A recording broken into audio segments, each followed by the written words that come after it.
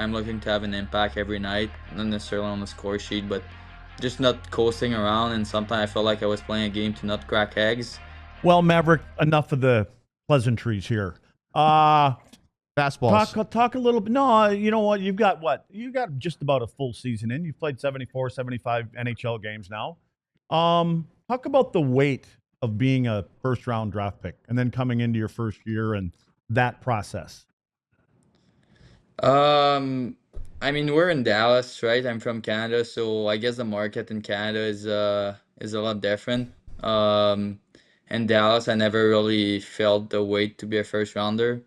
I just basically followed the step from the Thomas Harley, the Jason Robertson, those guys before me, and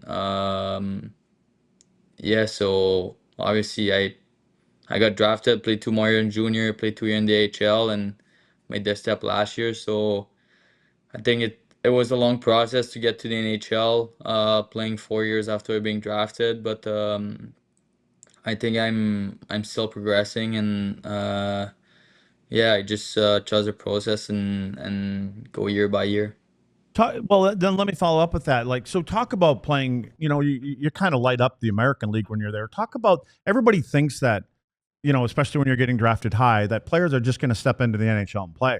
It's not always that easy. So talk about that transition coming from the American League and basically being the best player in the American League and then stepping into the NHL. Yeah, obviously you're in the AHL, you play top minute, you play most of the offensive face-off draw and stuff like that, and you're involved in the game. And after that, you get here. Obviously, I didn't really have the training camp I was expecting with whatever happened, and Weren't when you're a you rookie, dealing with I'm sorry to jump in. Weren't you dealing with an injury to start last training camp? yeah. So the first day I got here, I felt ready. I skated a lot, and I stepped on a stick, and I kind of felt something in my hip. And I was like, okay, it's fine. And the first preseason game I played, I just kind of it up and came back too quick last preseason game and it up again. So, and when you're a rookie, you're already like, for myself, I knew I was probably a step behind because it always take me time to adjust. But with that injury, I was basically 2 step behind, and it's hard to get going when you come back and you basically play 10 minutes a night. Your confidence is already not there. You're already behind. Like, so it just add up. So yeah, I think it took me time to adjust to the NHL level, but was pretty happy with my second half with the opportunity I got.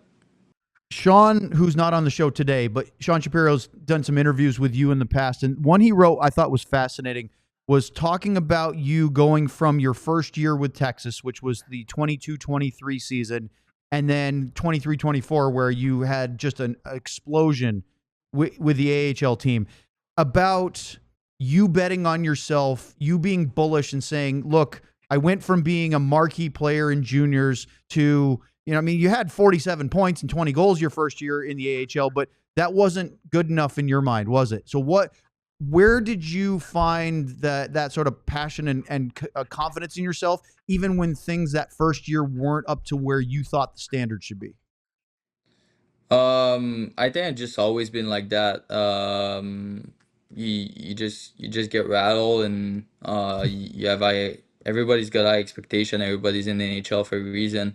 And for myself, I know the player I want to be, and like I said in the past, I don't think I'm even close to that. And obviously it always helped. Like, I show up this year, like all the older guys, like you kind of like know them, and like you feel more comfortable. And for some people, it might look like, well, like it doesn't really matter. But for me, I always been somebody that like to be in my environment that I know and stuff like that. So yeah, I think that's how I felt my second year. I show up for when I got sent down the first practice. I show up. I felt great. And sometimes when you don't feel really good, don't feel confident, you feel like your stick is like a foot too long or stuff like that. Like, people that play the game know how it feels like. And yeah, it just details like that I feel like I'm ready to go. And I learned a lot from last year. Like, I think I played fourth line, I played center, I played wing, I played power play, I played PK. Like, learning from all those older guys. But I think the learning process is enough, and now it's time to show up. So that's the way I look at it. I want to go. You mentioned playing Montreal, so I want to ask you about that. January 11th, 2025. So it was this year. You got to play at the Bell Center. I'm not even going to try to butcher because I don't speak French at all. Luds is actually pretty good at it because he played there. You get to play against the Canadiens. You get an assist. The team wins in a shootout. That had to, I mean, for a kid that grew up in Quebec, what was that like for you? To the experience of playing there, playing against the Habitants, the whole thing, that must have been unbelievable for you to realize that dream.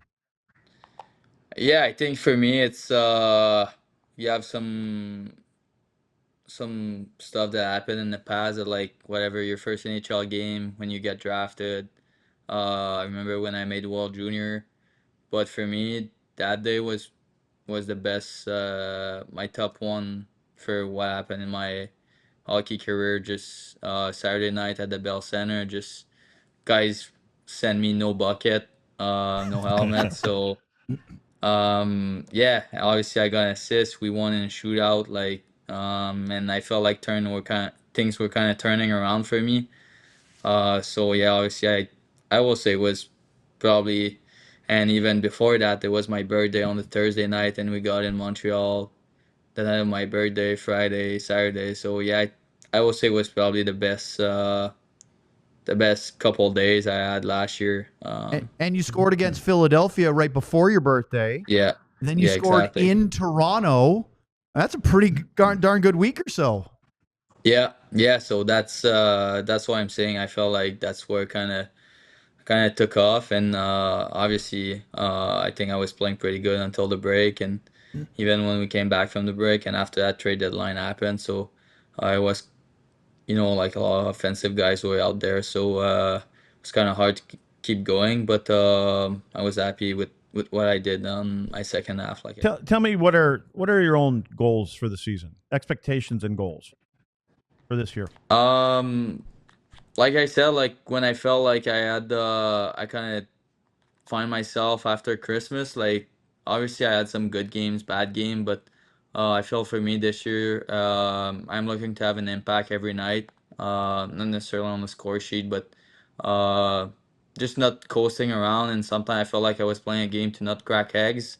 Yeah, obviously I didn't do any mistake tonight, but what did I do offensively? Like, nothing. So I'm just looking to be more involved and creating more, and obviously generating more offense. I don't know what will really be my role yet, but I definitely want to be more offensive and creating more scoring chance, and obviously usually points come with that. But just for now, just looking to be more consistent and have a bigger impact night after night. Let's look ahead to this team with a full year with Mikko Rantanen. Obviously, Granlund isn't here anymore. Marchment isn't here. CC, there's some changes, but you guys got Mikko Rantanen, and now you've been to the conference final 3 years in a row, or is it 3? Am I losing my mind today? Yeah, it's 3. I'm sleep deprived. Yes, it was. So tell me what you think there's literally 2 weeks from now, the first preseason game. So training camp is almost here. How are you feeling about this coming season with the Stars? I think the expectation as a team's gotta be up there. Obviously, you don't win the Stanley Cup on the first preseason game, so I think we just gotta go step by step. But like you said, having Miko a full year, I think it's gonna be good for us, and having Miro healthy. I think people forget how good he is as a defenseman, and yeah, I'm looking forward for that season because. We have a hell of a team here, and I'm looking forward to see what we can do this year. You guys have any last things for Mav? No, I just want to good luck, Mav, because I think the kind of player that you are and the style that you are, I personally think Gully is going to be great for you, Yeah. because you know, I mean, you have to be able to play the game with confidence, you know, and you have to be and you have to let offensive players make mistakes. I mean, you can't just. Those days have changed. You have to be able to play free and do what you do. You can't be worried about making a mistake when you're out on the ice playing, right? Because it's just going to get in your head. So, Mav, it's an absolute pleasure. The couple segments just flew by. We have lots more we could talk to you about. So we'll see you at the rink soon, but we really appreciate it and hope the rest of your summer, very fleeting, is very good. Thanks, Mavrik. Perfect. Thank you, guys.